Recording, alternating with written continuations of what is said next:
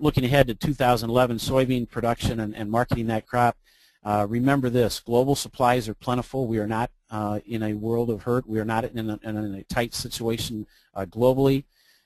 Current prices will encourage expanded South American acreage and production. They've been on a steady expansion rate for many years, and current prices certainly aren't going to discourage that trend.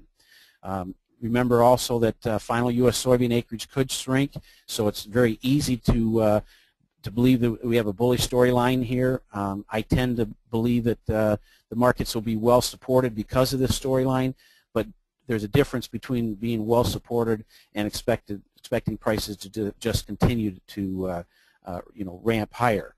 I am bothered by the market's initial post report soybean reactions that seem somewhat disappointing to me, and I'm not sure how to read into that, but I find it troubling. The downside price risk probably is going to be limited in beans until after we get to that June acreage report, because we're probably going to constantly be operating under the backdrop that we think the soybean acreage is actually getting smaller, not getting larger. So I think there's an argument that could be made that the urgency to protect downside risk may be less for beans than it is for corn, because you're dealing with a situation where corn acreage ideas will probably be going up while bean acres are going down. But once again, the simple approach is to make sure that you focus on profits. I want to show you a December 2010 corn chart. Now, I imagine all of you are wondering why I have a chart of last year's Dees corn. Well, there's a lot of lessons here, and I want to point them out. First of all, let's remember that at one point during the 2010 growing season, there was growing widespread belief that national corn yields could reach something near 170 bushels an acre. In the end, we produced just under 153. This represented a production decline of 800 million to 1.1 billion bushels of corn, depending on how you want to calculate it, versus trade expectations of what they thought they were going to get in say late June, and even farther into the growing season as far as that is concerned, but certainly past the heart of the growing season. Final production fell this much and developed confidence that we were going to fall that much well after pollination period. The first thing I want to ask you is number one, do you believe this is a normal occurrence or a rare occurrence? And two, should you make decisions based upon this likely happening on a regular basis, or should you make marketing decisions based on this rarely happening? This rare and unlikely to be repeated dramatic yield disappointment from late season assessments was the key to the overall price structure that we are experiencing today. A 1 billion bushel corn production shortfall in 2010 translates into a need for, or represents 6 million acres in 2011. So if we'd have had what we thought we had in late June or early July, if that would have been the final crop last year, all of a sudden that represents 6 million acres of corn, and now we don't have an acreage battle, and it impacts everything. So I just want to point out that last year, I think, should be seen as the exception, not the rule, and I think that we need to remember that a large part of why we have today's prices are based on what happened with last year's late yield. Again, you have to ask yourself, is your marketing decision to be based on a rare event, or should your marketing decisions be based on more likely historical precedences? Now let's try to put ourselves back in time to the time frame of mind that we had in real time last year. Notice how early sales appeared very rewarding during the period of pollination. Here you got in late June, early July, crops looking great, and back here in what would have been a normal time to be considering forward sales when you're planning, making decisions in the winter months, November, December, January.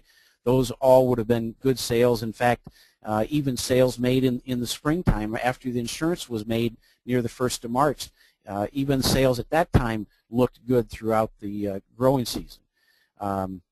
Yet, in the end analysis, that's not how those sales are seen because of the dramatic yield reduction that occurred later. I want you to try to put yourself back in that frame of mind going back into late June.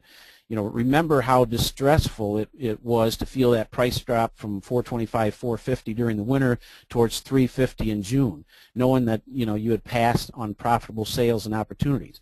That was a 75-cent price decline. And from today's 630 price, how much is that downside risk? Do you believe we have another rare production marketing event in 2011, or do you believe we return to more normal production? Does today's prices represent a market that is expecting normal production, or do today's prices have things built in and it reflects a market that is already filled with price premiums that factor in some problems? I think these are important questions and things that need to be taken in perspective. This next chart is a spot weekly corn chart. I think to gain perspective on current values, it's worth looking at this. The first thing worth mentioning is that despite yesterday's bullish report, aggressive market reaction, old crop futures have not yet exceeded the high established several weeks ago. Notice also that we are near the all-time price peaks made in 2008. I don't care how old you are or how many years you have been farming, there are only a handful of weeks in your entire life that you could market at values equal to or better than today. I also want you to remember that when prices were at these levels in 2008, the euphoria level was extremely high and nobody had respect for downside risk. We got to 750s to towards $8 in the new crops at that time in 2008. But nobody had respect for downside risk. I also want you to notice, however, that from that price level that we experienced in 2008, which is near current values, equivalency in current values on old crop months, it only took 5 months to slide $5 a bushel. Said another way, that revenue, that would represent a revenue decline of $800 per acre. Now, and at no time was it comfortable to make sales after those prices peaked near the 1st of July. Think of it this way, that if you were unwilling to sell December futures at $7.95 in late June of 2008, how willing would you have been to sell D's corn at $7, a dollar lower, on July 11th, which is only like 2 weeks later, or at $6 on July 22nd, another 10 days later, or at $5.10 on August 12th, a month later? That was the reality that you had to experience. If near $8 corn didn't look like a good selling opportunity, how in the world would a dollar less look like a great selling opportunity a week later? That's the problem when a guy isn't willing to sell on strength. You're faced with that temptation or that fear to sell on weakness, and how do you recognize whether this break is for real or it is not? As terrible as it would have felt to sell at any of those price levels, down $1, down $2, whatever it may have been, as terrible as that would have felt, by the time you got to early December, prices were below $3 futures. So you would drop $5. So that's an extremely difficult environment to make marketing decisions in, and that's part of the reasons why I'm wired in a way that I think selling on strength is the right approach, and then there's always other things you can do with options or whatever you may want to do. But it's just very difficult to sell on weakness. The other thing I want to point out on this spot weekly chart, and I think it's very important, it took nearly 2 years before prices got back above 450. So once you peaked in the summer of 2008 and the market had a very swift decline, it took 2 years before you got above 450. And remember, it required a very rare event last year before that happened. So, once again, does it feel right or seem logical that this year's marketing decisions should be dominated by rare occurrences? Ultimately, that's the most important question you got to ask yourself. If we look at spot weekly beans, I'm not sure what we should get out of this chart, but I think the most important thing I would point to is that there's a lot of volatility, and during that 2008 decline, you went from $16 soybeans to $8 soybeans in just a matter of a few months. And here again, that was done during an extremely tight supply backdrop with no respect in the trade at all for downside potential. Whether or not we have exactly the same situation or not this year, everybody can decide. The point is, markets can do things that are not expected. That's the point. And the other thing to take from this chart is current values are in the top 20% of soybean prices at any time in history. and this is all occurring when we really don't have that much of a supply problem on a global perspective. So I think that's something that needs to be remembered when you contemplate whether you're going to sell or whether you're not going to sell. Here's a look at November 2011 soybeans. Excuse me.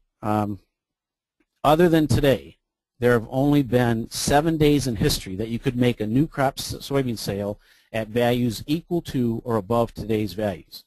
That's at any time, 2008 included. You've only got 7 days where you could have had a better opportunity or equal opportunity than what you have today.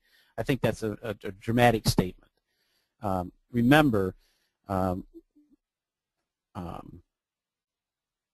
don't even know what else to say about the chart.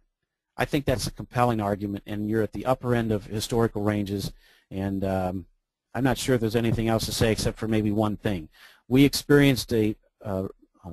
recently experienced a price decline of more than $1.50 during a time when the trade was fully infatuated with the idea that we may have inadequate U.S. soybean acreage and nobody had any respect for downside potential. Yet despite now getting USDA to confirm those suspicions and corn acting in a manner that will certainly cause some to ponder increasing corn acreage and still smaller soybean acreage, why are we struggling to build momentum above prices first seen more than a month ago? I still say this is a warning sign. Not a warning sign that the top tick is necessarily in, not a warning sign that says you can't go another 50 cents, for example, in new crop beans, but it's a warning sign that we should be viewing any price strength here as selling opportunities. I can come up with all kinds of what-if possibilities that argue against making new crop soybean sales here. It's not difficult. Smaller acreage, tight supplies, some weather problem. You can come up with all kinds of what-if scenarios. But history seems to be holding a very significant trump card here that should make me question my sanity for contemplating a no-sale attitude at this time. And I think that's something that we need to remember. This is December 2012. The reason I put the 2012 chart in here is I think it's time to be focused on that. Now, if I haven't made you embrace even just a few sales for 2011, how could I possibly convince you that 2012 sales have merit when those values are 50 cents below 2011 prices? You have to make a decision on that.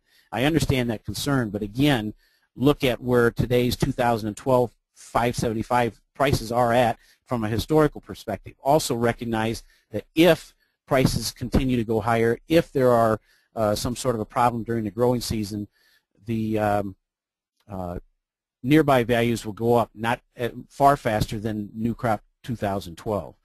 If we look at November of 12 beans, it's the same situation.